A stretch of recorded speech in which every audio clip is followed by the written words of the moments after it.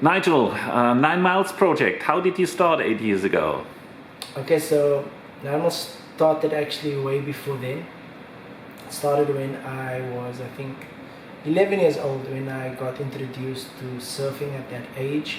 And I also came from a broken home. I came from a community that had social challenges, social ills. And I got introduced to surfing at the age of 11. My dad was actually a mountaineer, so he introduced me to nature at a young age. But we'd always go to the beach here, even to Strandfontein Beach, wherever, Muizenberg. But I fell in love with the ocean because of the relationship with my dad.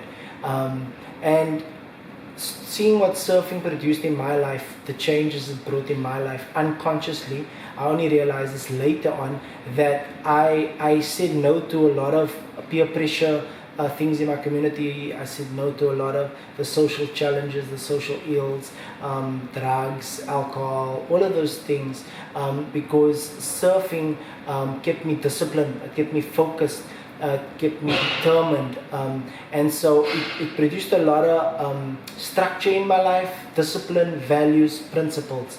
And so growing up, this really caused one to be strong-willed, and focused. And so I overcame many of the challenges in my community.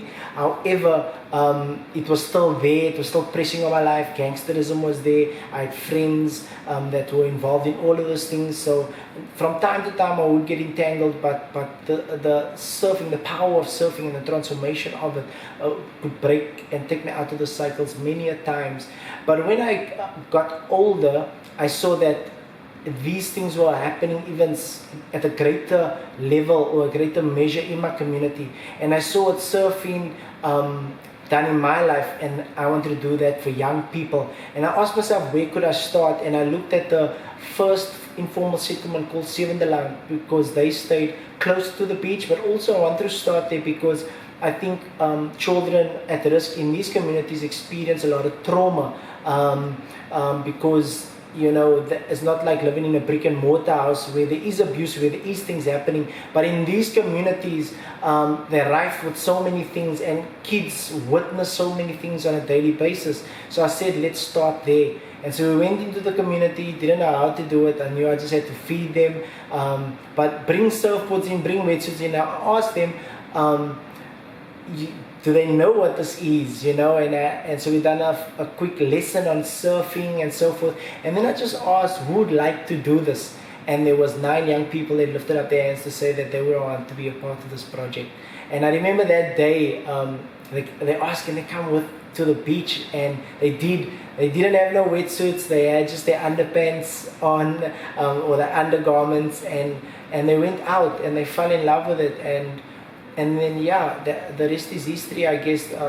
This community, the community allowed us to take their children because they knew that the children needed an opportunity in life, they needed an intervention in life. They knew if they stayed in this community, they would probably get into gangsterism, drugs, and probably lose their life.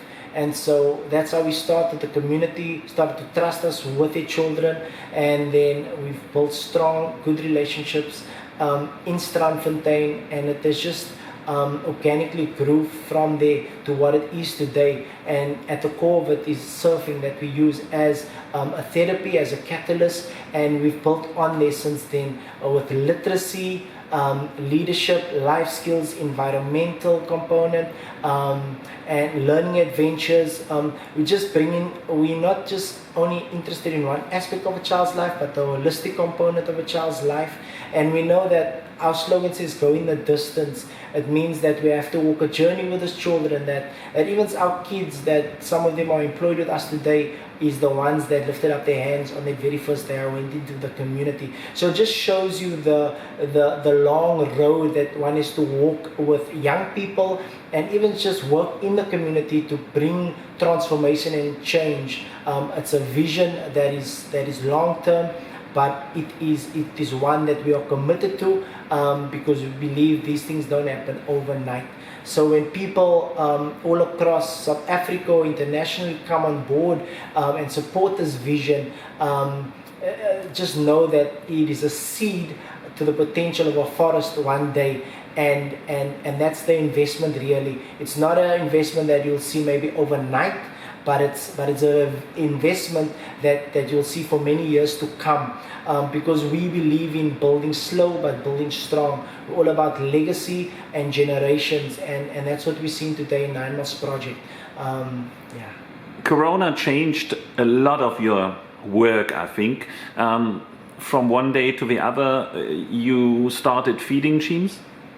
Yeah, so we started these feeding schemes. We actually had one just pre-COVID that we were looking after one of the informal settlements called Seven the Line, and we were feeding about 50 to 70 children and some of the elderly people. But our goal was always to feed in the other three communities that we service, such as Oppermansoord, Masandani, City Missions.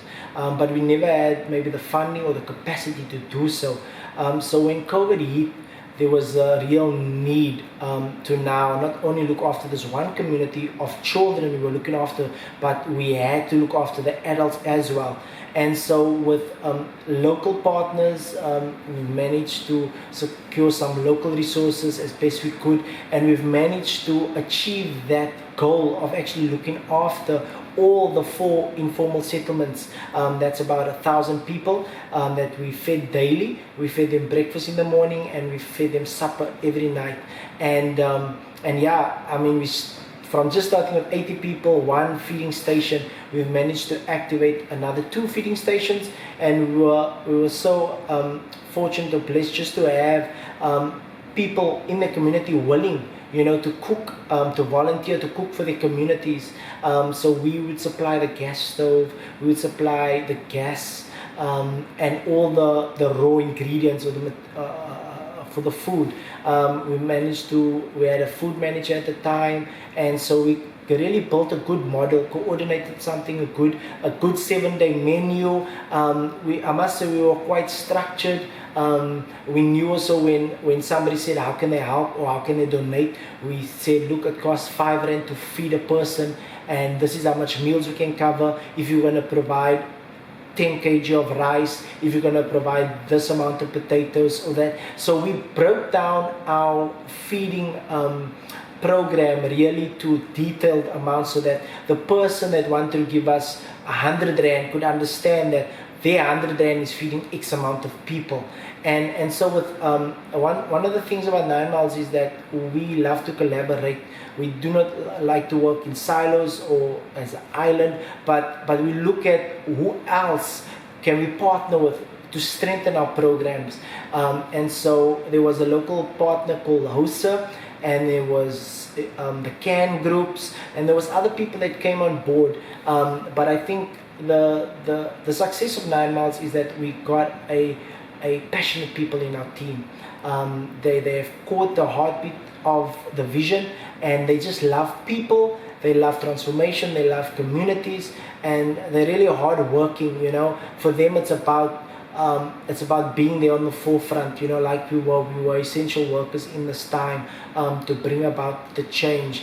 And when people say, how do you manage, or where do you get your resources from, some of it is also just miracles, because the next week we won't know where our food supply will come from, but then just in one day you might get 3 phone calls from different people that would say, I have X amount of potatoes or fish or fresh greens that I want to give you guys, or you have somebody that says, here's a 10,000 rand, and so it was really amazing just to see the community coming together and the support we got in this time, just to see people are being fed, well taken care of, and also that there was no unrest in our communities. I know many places around the world there was these uproars of people because they were hungry. There was maybe no support from government, there was maybe no support just from local businesses or so forth. But I'm so blessed that our community stayed at rest, and they stayed well fed, well looked after, and we're grateful for that. And I just want to thank every person out there for the support.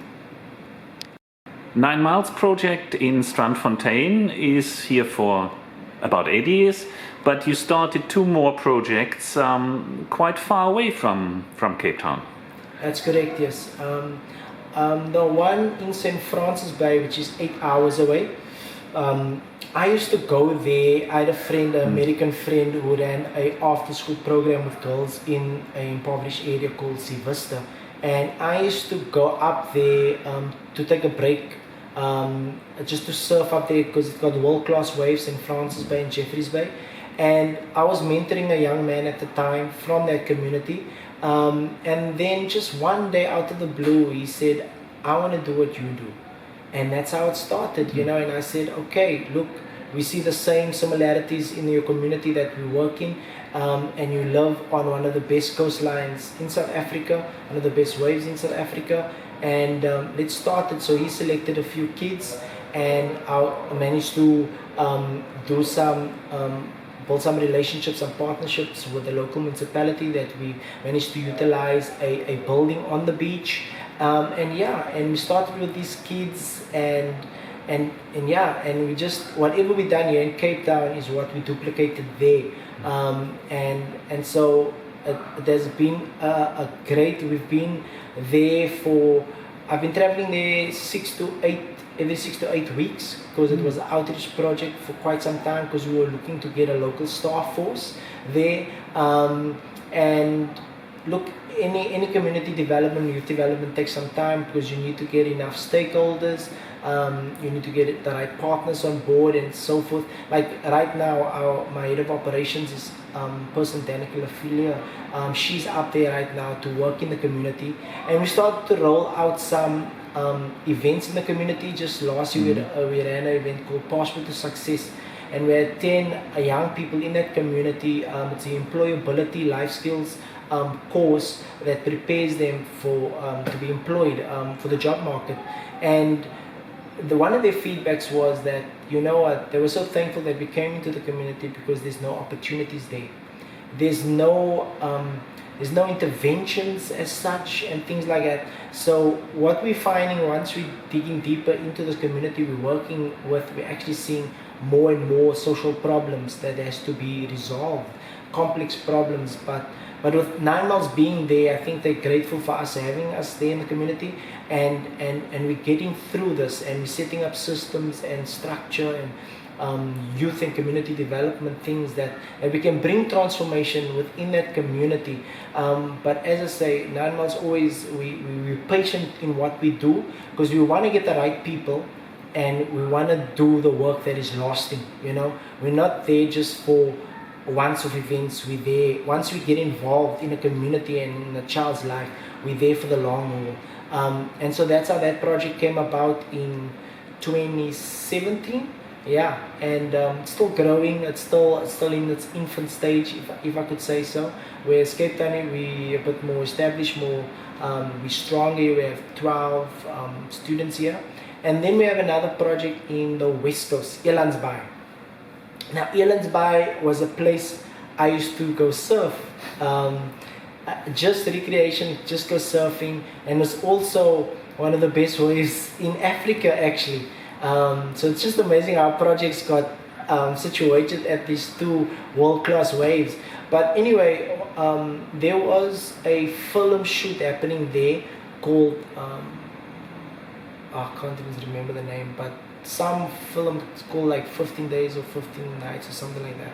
But anyway, they reached out to us to give back to the community, because they didn't just want to, you know, film in the community, use the resources that's there and everything. They wanted to do something social and give something back. And they contacted us and they said, can we do a surf clinic? And we hosted a 2-day surf clinic in that community. I reached out to one of the local coaches there through another person who'd been working in that community prior. And I said, we want to run this clinic. And we did. And these 20 young people came. And to see the smiles on their faces, and to see, for us it was just like, we cannot leave this community like this. The only thing they have up there is rugby, you know, and they live at this beautiful coastline, and yet they don't surf, they only maybe, you know, the people, it's a fishing town. And so we said, wow, we have to do something here. And that was also our outreach project, and it has grown to now us having a clubhouse there on the beach, because we had no facilities that we could use from government or the municipality, so we had to get a container, and now we got a prefab classroom there, and we managed to get local staff, and so it has actually become quite a big success, because now we look after all the young people in that community. And I guess with 9Miles, it's how one is directed to these places. I don't want to say it happens by chance, because I believe everything is also designed, and there's purpose in everything. But we came there, and how things grew, it grew organically. And what we found, the communities we're currently in right now is similar to all the communities that we work with. The social challenges are there, the social ills are there. So what we've developed from Strandfontein in Cape Town works in these other areas, because we've tested and tried it, and so therefore we've seen the success or the fruit or the impact that we are seeing today.